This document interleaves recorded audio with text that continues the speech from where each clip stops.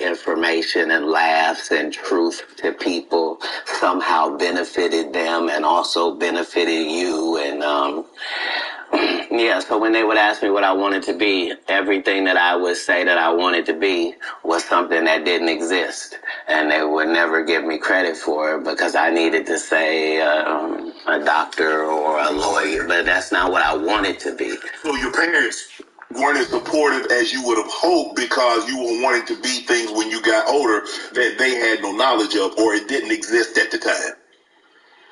No, it wasn't that. It was, I'm saying I'm almost 100 years old right now, but if we go outside right now, I can run a 4.340 or sub. I can do a 4.16 if I'm. Oh, there's Jimmy John across the street. We can order a sub. But oh, you been on the submarine? That what you sub? So back then it was even greater. So you got this guy that all the coaches want to play. Hey, I don't do that. Hold on, because I'm 5'5" in the 5th grade. I've been this high my whole life. Like there was a portion of school where I was one of the big dudes. Like as soon as everybody caught their growth spurt, I was out of there. But I'm saying I was a competitive individual. My father was an athlete. Like no, I've been 145 pounds my whole career. That's why I never bothered when they said, "You cat's on drugs." And I knew, how you gonna prove that? My body is a temple. I've been the same size since I was 10. Like, what do you, yeah, like, I haven't changed off this pivot foot. This has always been who I was before stand-up or anything. But it was an interesting childhood. I appreciate my parents, even though I couldn't live within the religious frameworks of what they had set up. But that was more not wanting to live a double life and not want to embarrass my family. You know what I mean? Because I read where a form of punishment for you is that they would take books because you mentioned you were such a voracious reader.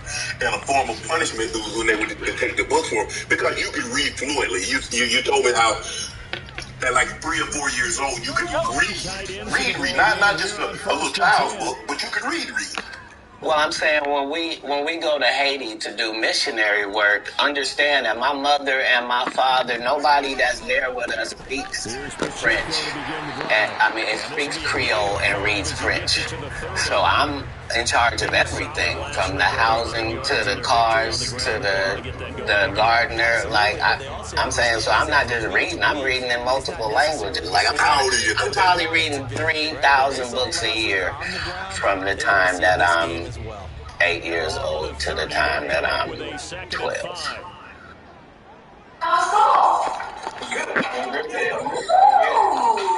Sorry, distraction. Did you pass? This is complete to Kadarius Toney. 9 yards to pick up there. It's a first down. Alex has a red sign? They have a sign. Your phone's really nice. Nice completion there. We got compliments on all day, even from the guard girl, so yeah, they look expensive.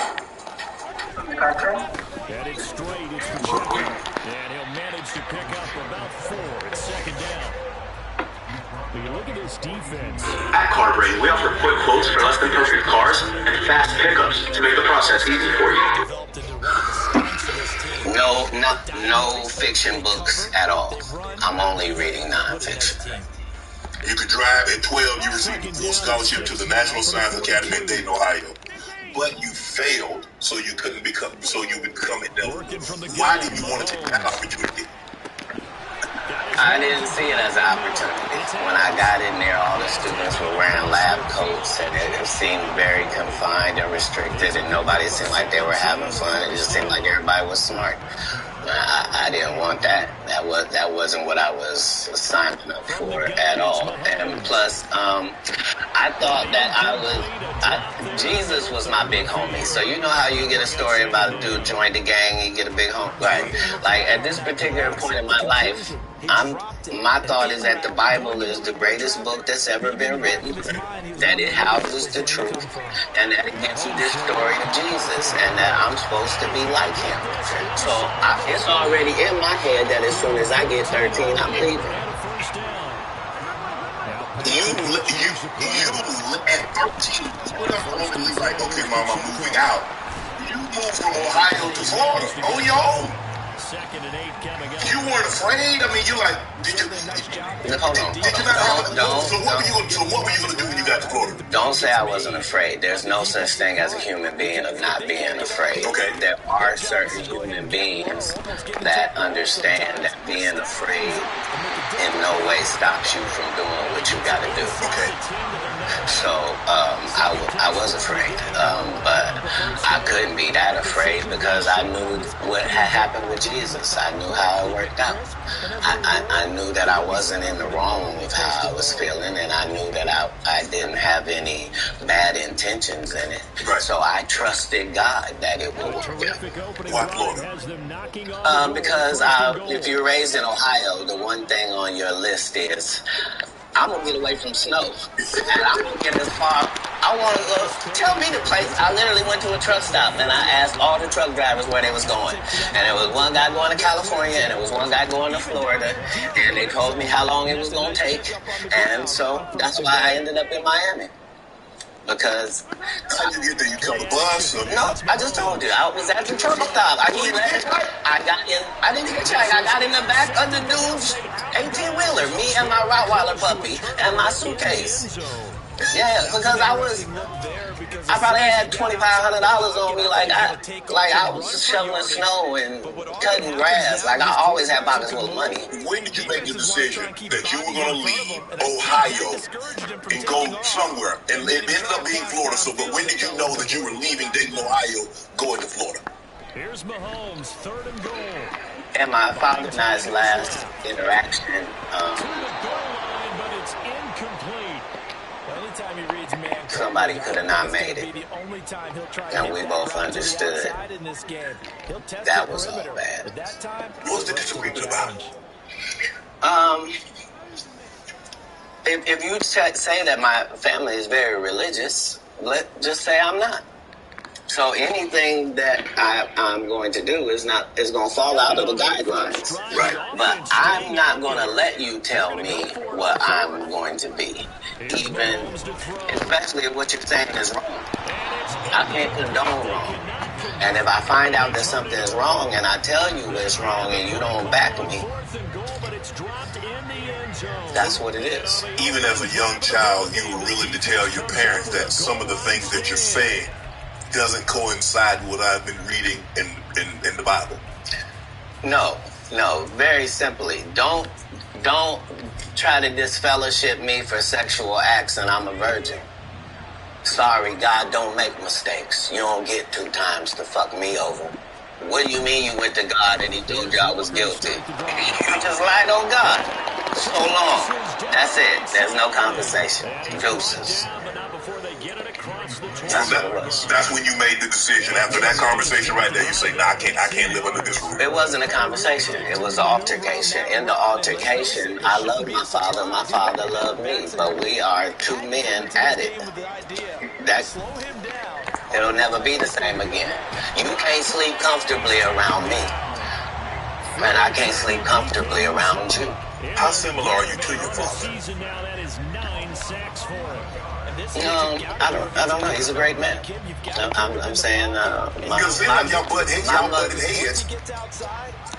Right, but I'm saying that generally happens with a father-son dynamic. It was just that religious relationships are always difficult in families.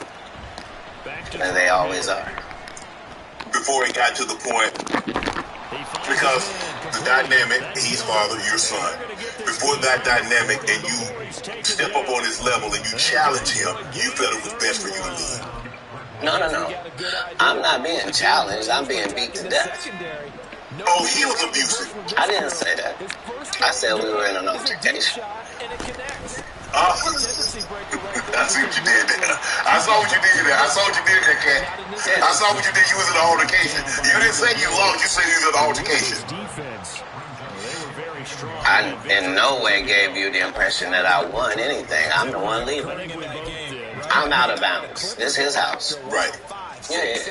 So as long as I'm going to be under his roof, there are certain things that I'm going to have to do. Right. And the only way that's going to change is either this or that.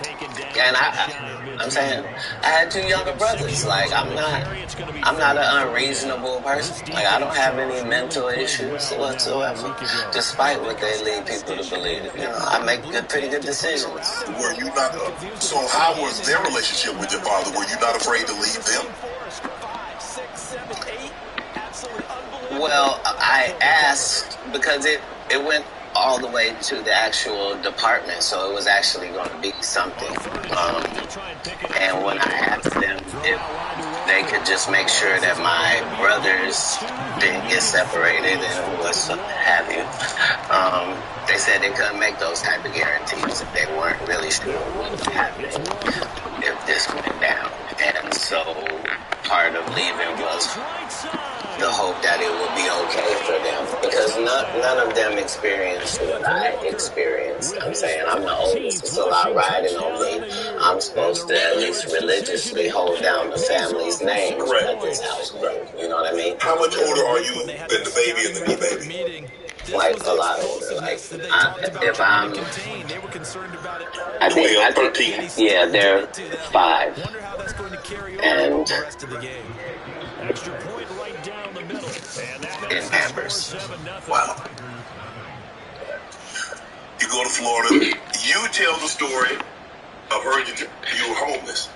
And somebody else told the story, said they were homeless, and you said they hijacked your story. Now I don't. At 13, I shouldn't have to tell you I'm homeless. I'm in Miami, Florida. I have no family members in Florida. I couldn't buy a house if I wanted to. I couldn't get an apartment if I wanted to. I don't have a credit history. Like, this is not a stretch for me to say that I'm living in a park in Coconut Grove. The park still exists to this day. For 8 hours a day, I would get up and go to the library and study for 8 hours a day to increase my education. And then I would leave out of there and go to the marina and steal car radios and make $2,000 almost daily.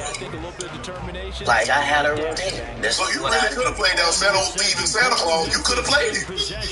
No, the Santa Claus wasn't a thief. The Santa Claus, you can't tell me. I read the script. Ricky Smiley told you he didn't read the script. The Santa Claus was a crackhead. He just had that outfit on. That's what I couldn't have played. Like, I couldn't have played a black guy that got raped in the bathroom. Right. I heard every time you order Little Caesars during the pizza pregame, you score a fun perk. And I heard Justin Jefferson is the most handsome receiver of all time. Yeah, you can't believe everything you read on the internet. Oh, I heard people say it. Una pizza exceptional, un little game day for a chance to win Super Bowl 58 tickets. Pizza. And he'll just toss it away. So he throws it away, and that brings up 4th down. Watch college football all season long, live, and cable free. YouTube TV. Try it free. Terms apply and 20 times. Sometimes you over-game plan, overthink things. Get back to what works. So at any point in time, you like, man, I made a mistake, man. I should have stayed my buddy in Ohio, man, because this ain't what I signed up for. I didn't experience anything once I left home that I hadn't signed up for. If anything, it saved my life. Me being homeless for that small period of time allowed me to see all of the people that were in that situation, and to see that these were lawyers and doctors and teachers, and that these people were white and black and Asian and Indian, and the only thing that all of these homeless people had in common was they made a bad decision and aligned themselves with drugs. And I interviewed them all. What drug? What? And guess what, Shannon? Nobody had a great story. Nobody had a great story of what meth had done for them, what crack had done for them, what cocaine had done for them, what heroin had done for them, what speed had done for them. Nobody had them stories. Everybody's story was, I had my life together. And then I decided to do this dumb thing. And I lost my wife. I lost my house. I lost my car. cars, I lost my reputation, and now I'm out here sucking peanuts in the woods. What? Talk about scared straight. You ain't got to worry about me. If it ain't weed or nicotine, you won't see me touching it. I don't want no parts. I can see what these things can do to people. Anything that take over your free will is the devil itself. Have you ever thought about what your life would have been had you stayed in Dayton, Ohio? And before the second down play, we'll get a whistle, a signal, and a time. No, that's like asking somebody that's in the NBA for 14 years, like, what would have happened if you didn't come to the NBA? Oh, I shudder to think. I thought it was what I was made for. I thought it was what I was built for. Anybody that knows me will tell you that when they first met Cat Williams, when I was Cat in the Hat, and they tell these stories about how he changed his name. Look, the truth of the matter is Disney sued me. Yeah, I was Cat in the Hat. They sent me a cease and desist letter, and I'm not even making $25,000 a year. And the mega company Disney has sent me a cease and desist telling me I can't use any variations of that name. Fine, I'm Cat Williams. That's all that happens. I have been this same product the entire time. They will tell you when they first saw me doing stand-up, I was just like this. This is what I bring. It's my style. When did you know you wanted? Were you always funny? Did you always want to be a comedian? How did you stumble on the comedianship? No, I loved what they did, and so I studied them. All of them. I studied all of the white comedians because I wanted to know, why is Monty Python funny? Why is Don not so talented? I wanted to know, what is George Carlin's thing? Like, where? So I studied all of the comedy masters regardless of the field because I loved to laugh. I didn't know that these people were making a great living at doing this. I thought this is just what they did. They tell jokes. They're funny people. But I love the craft. And that's why when I got into the craft, I thought it was my obligation to make sure that I kept writing new material so much that it forced these comedians to stop doing the set they've been doing for 10 years and keep writing some new stuff. And I knew that if I could get that to take on, that most of these bums would have to just quit comedy because they can't keep up. They're not going to keep writing an hour worth of material. I've written an hour worth of material 19 times. They're not going to do it. Why? Because they're not creative writers. They want to get somebody else to have them write it and put it together. They're in a bind early here, down 14-0. So, if I'm listening to you correct me if I'm wrong. I think the best thing that ever happened was the internet. Because now they have to. Because normally, like you said, you could do a set and you do that set in Kansas City. People ain't heard it in San Francisco. People ain't heard it in Miami. They ain't heard it in Detroit, Chicago, Atlanta, so forth and so on. Now you do a set, it's on the internet. Somebody heard it. So you can't do a set and make it last 3 months, 4 months. Not all spectacular catches are the result Well, of a pass that maybe was not thrown quite right. Sometimes it's thrown it doesn't allow the regular comedy ability to grow. Is the real problem. Like, part of comedy is me taking these jokes in January, and by March, I've begun to craft this joke. It's not as simple as it was. When I wrote it, it was just da-da-da-da-da. But now it has the complexities of the fact that I'm having to deliver this to an East Coast audience, a down South audience, a Midwest audience, a Utah audience, a Colorado audience. And so it begins to take on a different complexion because you're having to deliver it to different people. Okay. And so this is what sharpens your joke. You then take those sharpened jokes that make it special. Not you just randomly take them. So it's a process. You don't allow them to process it the first time the guy did the joke. Now that's his joke, and the joke is everywhere. That just sets it up for people to steal. So how many times must you tell a joke before you master it? almost every time. And that's exactly what he did there. How many times have you had to sleep with a woman before you're done with her? That's not fair. If it's great, never. if ceases to have usefulness, This will be brought out from the middle so of it the has end been zone. spoken. Right. Dangerous I return read that here. you was raised in Still Florida. You had past the 30. some ladies that you Inside like. the 20. And No. That's not true. No, that whole story doesn't take place in Florida. That story takes place in Oklahoma City. Okay. So after I'm in Florida, I then join, I try to join the Marine Corps, and it won't accept me because I'm too young, and I've lied and told them I'm 16, and my family's moving down, and I don't have my ID, but it's coming. And so they let me go to the boot camp. That's not going to work now. Okay, so I've learned that lesson. So then I get this job selling stuff door to door. Across the country, and so I've been to all 50 states. Again, I'm 14 years old, so I did that. While I'm doing that, one of the places I'm at, I'm in Oklahoma, and I've decided I'm going to stay here because of meeting these ladies that you're talking about and that situation. I don't know at the time why that's important in my life or why it's something I should be doing or any of that. But now later on, it certainly helps me in formulating Money Mike for Friday After Next and Pimp Named Slickback for the Boondocks. Oklahoma, so San Francisco, Oklahoma, Sacramento. From Florida, you moved to the West Coast. So you traveling. When did you set up shop for the West Coast? All right, so I guess I'm 18 or younger, and once I have a child, I realized that I can't. It's a lot of things that I could use to make money that now is a no-go. So anything with street aspirations that I might have thought about pursuing or been good at, I now am a single parent and I gotta redo these things. So I need comedy to really work out for me, and me and God go into extreme conversation where I'm explaining to him that I'm a crash out dummy if he don't send me a lifeline. Like I need something I can hold on to. Before I had left Florida, I did stand up one time because we was trying to get in the club. I didn't have ID.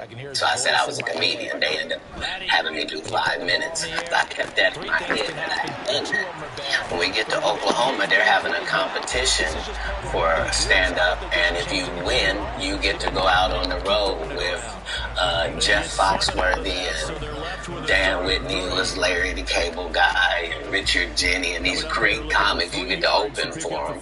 And once I did that, I realized, okay, as a comedian, I'm like way behind the schedule. I done started this too late. All the funny guys are already funny and known names. Like, how am I going to progress? So I realized that I do better with a white audience than I do with a black audience. And I'm not sure why that's occurring, but the white audience likes me more. That's interesting. So when I moved to Sacramento, it's because Sacramento has a white and a black audience almost 50-50. That's almost the makeup of Sacramento. So I lived in Sacramento for 2 years until I get to the point where I am equally as funny if the room is black as I am if the room is white. That's not enough. Now I need to be one of the good ones when it comes to black comics. So now I have to move to Oakland, and that's what lands me in Oakland for 3 years. Once I have dominated male black comedy in Oakland to my liking, now I'm prepared to go to Los Angeles now.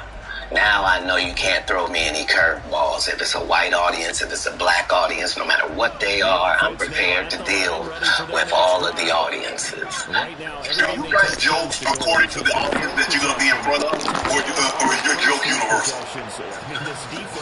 Well, in the beginning, part of my framework is that I'm tailoring every show to this audience. And that's how I was able to show my range and show that I was better better than my competitors is that I'm Cat Williams, but I was still doing clean comedy. So I was still going to churches and doing 45 minutes of stand-up at the church with no curse words, no sex, drug material, no none of that, just straight stand-up. And then I was doing everything else. And at the regular club. Yeah, that was the range, is that when in Rome, do as the Romans do. So that's how I started. But as you begin to get better, you begin to be able to speak to your entire fan base. And that's really what's been helpful, is that I've been having the same conversation with my fan base for 12 comedy specials. Is that what set Cat Williams apart? Is your range? Is that you can do a comedy, do 45 minutes in the church? I can go to a comedy club in front of 250, or I can go into an arena with 15,000. They'll look to throw here on first down. That's range, because everybody can't do that, Cat.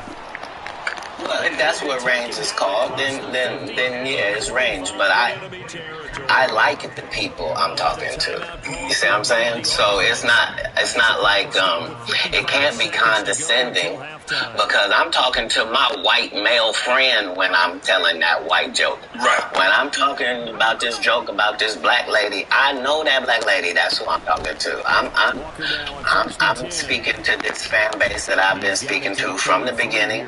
I already told them what I was on when I first came in. I told them they was gonna come after me. They was gonna cancel me. They was gonna say terrible things about me and try to mess my life up. I said that coming in to stand up. I'm saying it in my So you knew it was gonna be.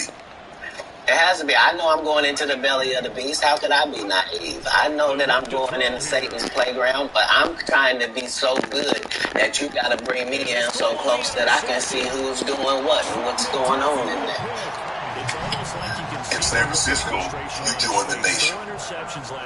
I was never in San Francisco. I was in Oakland. You was in Oakland. Did you join the nation? Is that? Yeah, Honorable Minister Farrakhan, and I have an extremely close relationship. He refers to me as one of his sons. So, yeah, I spent a particular period of time. Let me explain.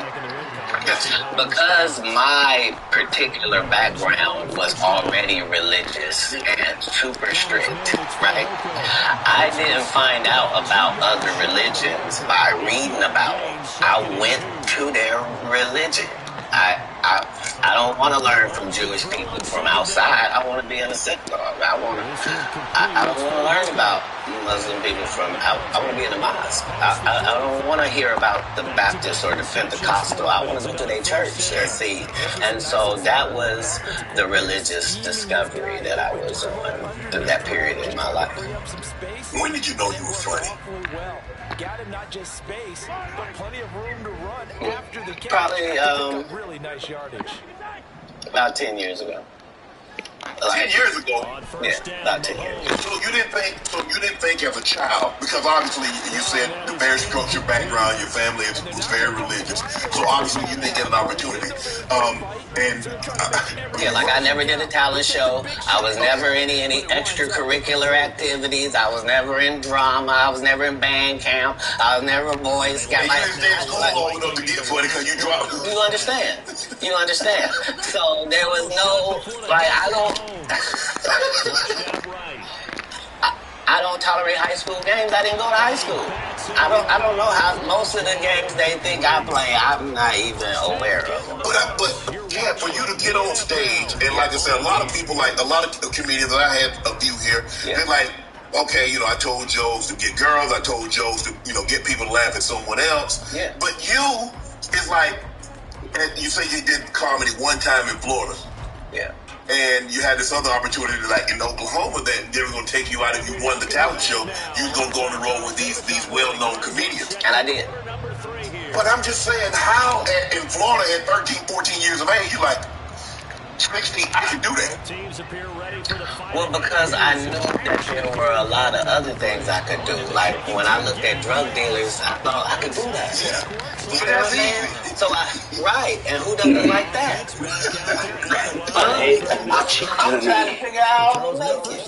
But now that I got to do it on this side, but no, your question was, when did I think I was funny? I never was my biggest fan. To this day, I'm not the biggest fan. I'm a fan of comedy. I like great comedians. Like, I like Chappelle. I like Patrice O'Neal. Like, I like the greats of comedy because I do. Like, I like Ron White. I like Bill Engvall. Like, I know comics. Like, people that did the craft that raised me. I was touring with Steve Marmel and Richard Jenny and Real Journeyman. So my comedy upbringing was standard.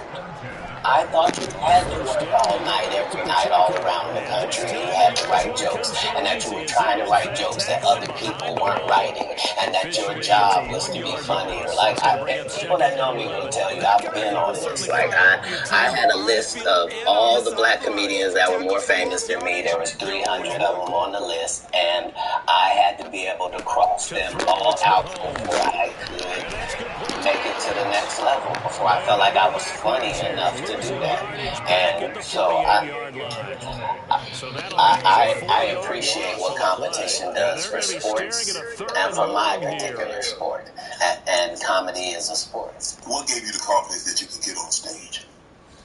You remember I was 5 years old on stage. Tall task ahead of him here, needing But I was reiterating God's word at that point. Now I just have to make sure that the content is good. If the content is good, what part can I not do? I'm a vessel.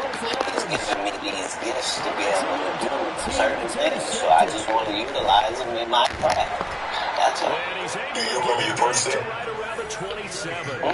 Tough one there. I don't know, 5-10 minutes. No, I think 3 minutes. 3 minutes. Even a bigger hole if they Standing ovation, bulls, some applause, some cheers. No, none of that. They applauded like I was a professional at it.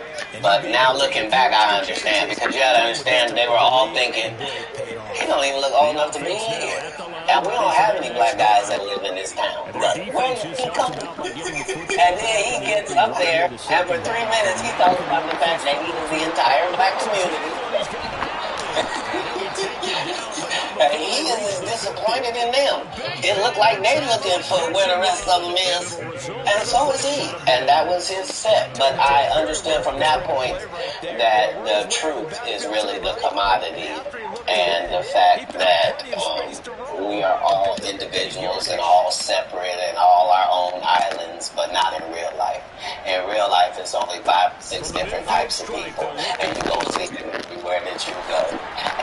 And all my enemies all look the same in the eyes, whether it's Faison, Wanda, Aries, Spears, they all look like. Man, what you got against Wanda Sykes? You think I don't remember that? Sir, Wanda Sykes and Wanda Smith are 2 separate people. I mean, Wanda Smith. And I had only said one name, sir.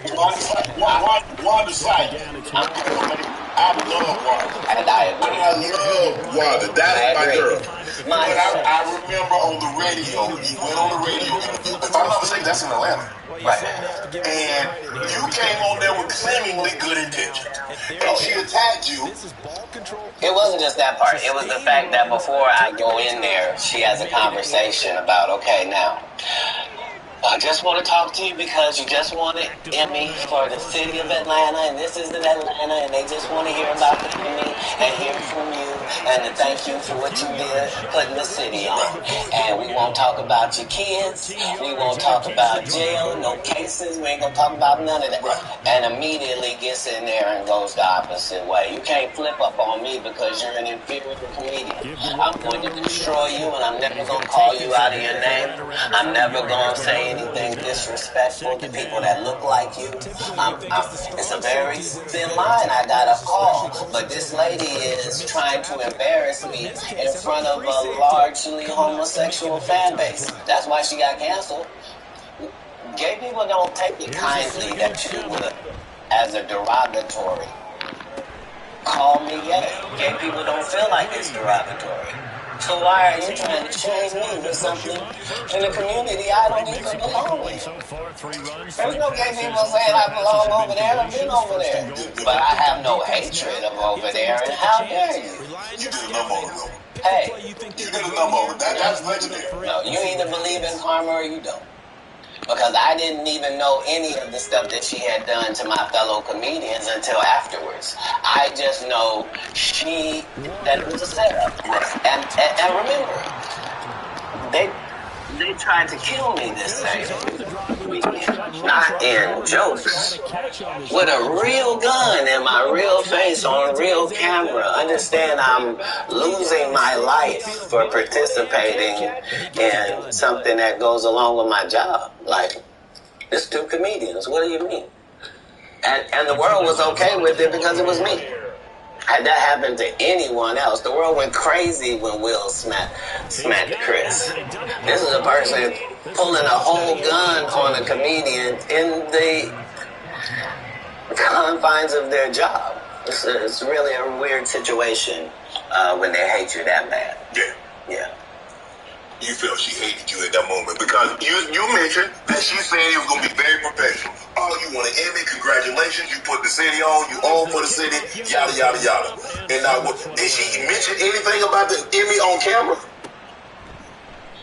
And he'll elect not to return this one, so they'll bring it out to the 25 on the touchback.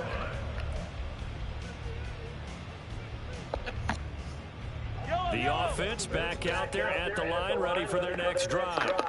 And we'll see if they can bounce back from that last drive in particular. If they can bounce back at the quarterback position, Charles, after throwing their first interception of the ball game.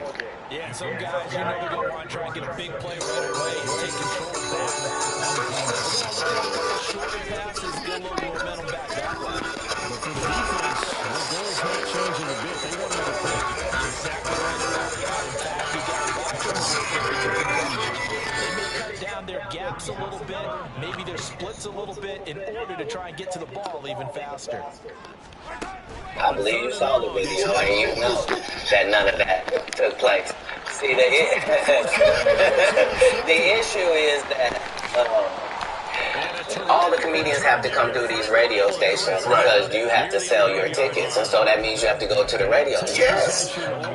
I don't go to the radio station. I don't make posts and sell tickets. I just don't. So you've not seen me. I'm not here in some subservient position where somebody's looking me over. You got the kindness of y'all. You are. No, I'm saying in the interview situation. Yeah, right. Yeah, and this person knew I wasn't there for that. But how hard? Because you have to understand, she is a female, and so you have to be careful. You have to handle her with kid gloves. Sir. You want to go ahead and take that out? You don't want to be against equality, do you? No. What you just said was very unequal, sir. I think maybe you've had enough of this. Because I think I just heard you say that women are not equal and should be treated unequally. They want to be treated. You mean as a comedian? No. They want. Listen, you understand and I understand. Yeah. In certain situations, they want to be treated equal. Not all situations. And what part of what you saw her get? She deserved everything. No. What part would have been different if she was a man? It would have just been more vicious. That's my point. I took all the vicious and venom away because I didn't have any. Plus, I understood. I'm not trying to offend black women with short hair.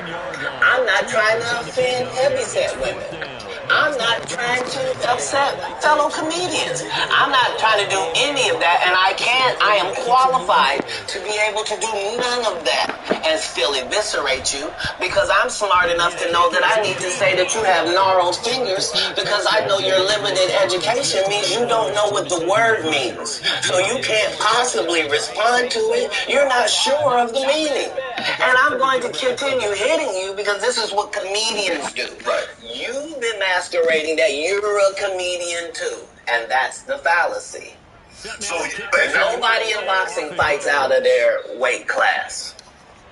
If you're a 130 pounder, you don't just show up with the 160 pounders. You stay in your weight class. is that what you wanted to do? No. That she was out of her league when it came to... Because I didn't want to do any of it. I know you didn't want to, but once she took it there, did you feel that you had to go there? You could have said, Wanda, I didn't come here for that. I just want to do the interview.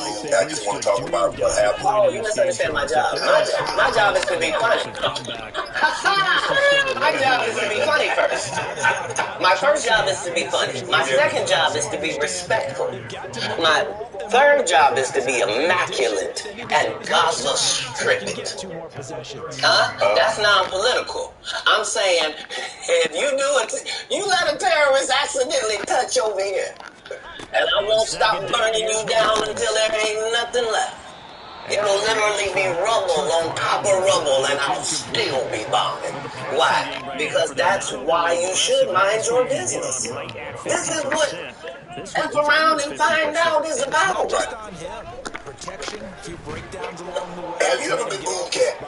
Receivers not getting their way open downfield. Coverage has been awfully tight. They've got to all get together and find ways to make this passing game get in gear. I'm sure this isn't a novel thought, but maybe run some simpler routes instead of trying to get it all back in one. What was that feeling like? Did it want to give up? Because because when you have it, I don't know how early it was in your career. Obviously, it hadn't been, I don't think it's in the last decade because you've been immaculate. And it's going to be batted down. It will go the other way of the football. Have you ever dropped a pass? I have. An interesting call there to go. I've been boomed too. You know the little segment between everything is fine and I got it, and then you noticing where it is now. Yeah, it's that. The thing about as a comedian, the 31 now on 1st and 10.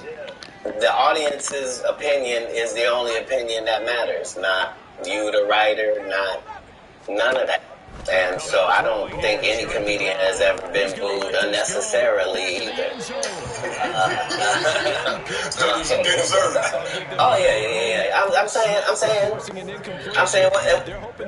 what do they say when a guy shoots the air ball in the NBA? They say air ball to make sure everybody knows. But again, he still got to get back on D. Right. Like the game didn't end. He don't get to throw his hands up and sulk. Right. That's supposed to be used as a learning experience. Most comedians don't get booed enough.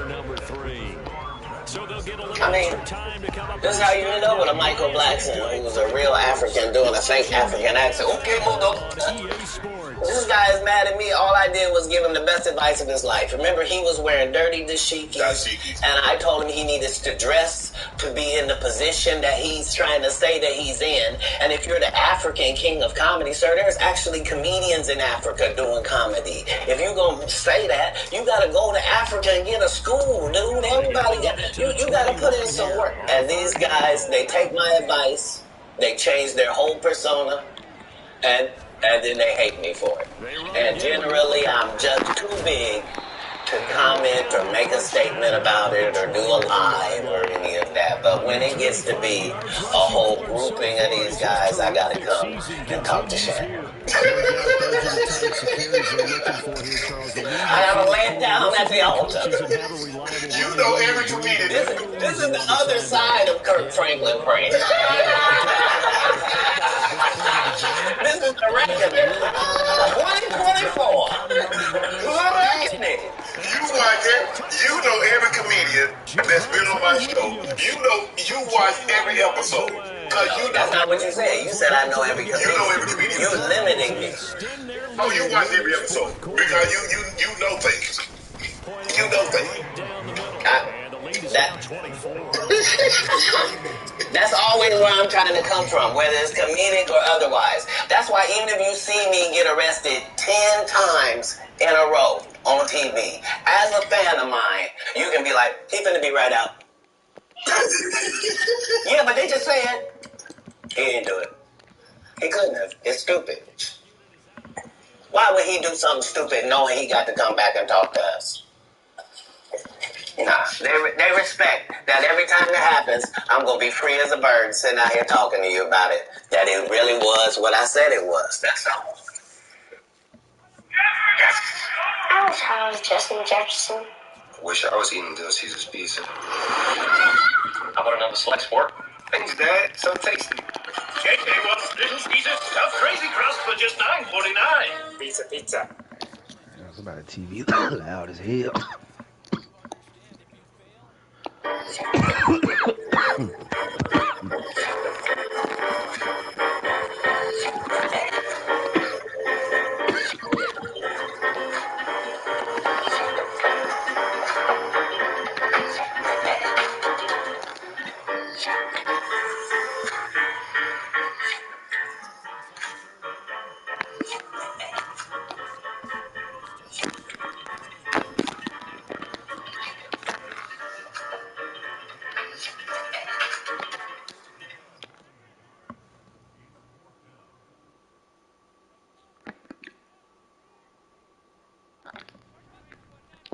And up, you come down, you're in LA.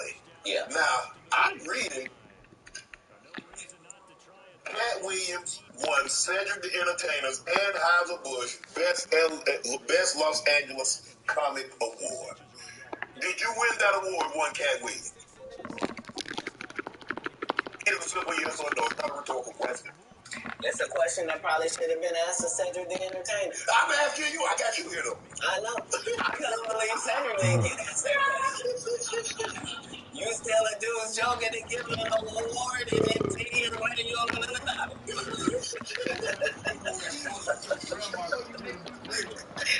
it. Beat him disappeared again, huh?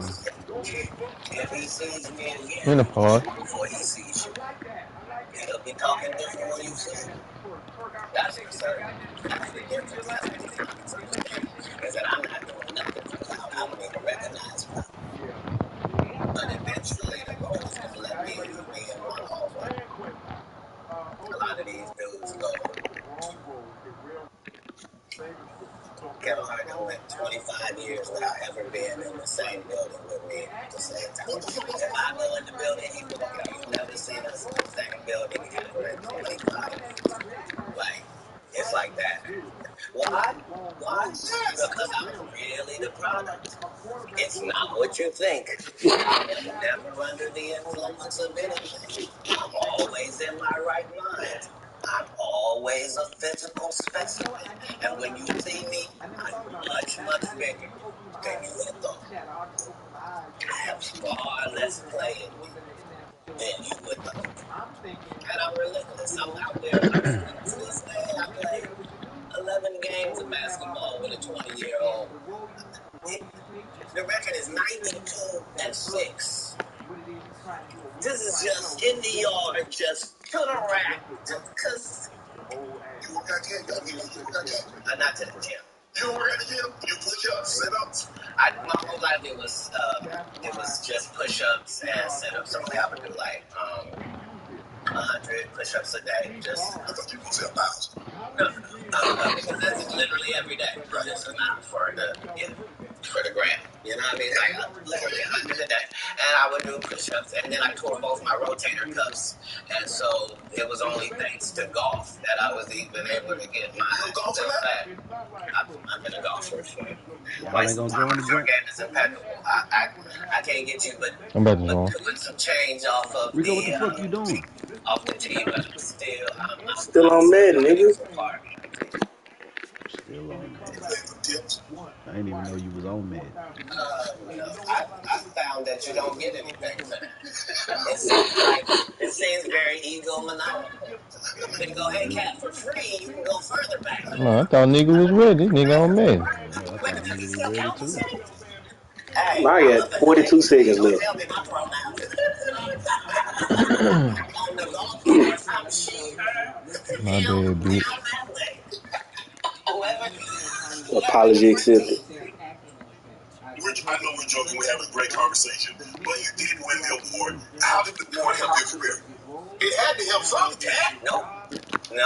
Come on, I didn't remember it happened to you. Just said it. How does that give you an award that would work something? I want to see him and Kevin Hart just fight it out. Really, that's really what I want to see. Ricky said he told you that they cut him out of every movie he did. We ain't gonna never see it though. Yeah, The man said, every time he in the same building with Kevin Hart leave. I'm funny because I'm a happy person. I laugh all day long. I can't even imagine I don't believe it. the misery of these bumps. I don't know. Just to not be good at what you do, I not ain't be never hard seen it, so I can't say what going on. It is crazy. It's crazy. But they be doing like 100 shows a year. That's me. I believe it, man. Why you believe him, good? Shit, why That's what not? I'm saying. If you a Phase I Love fan, you mean you I'm been on saying, for 32 years, you oh, still waiting on him to do his first special? I said I ain't seen it, so I don't know. I ain't gonna just believe everything a nigga say. There's a lot of things you ain't saying that you believe. Not like that. That sound unbelievable. Pretty sure a lot of things sound unbelievable. The Like shit we what? was taught in school, you didn't never fucking see. But we damn sure believed it until we got our own fucking conscience. And you started to see shit for your own. But I'm Facts. saying Cat Williams though. I don't believe him.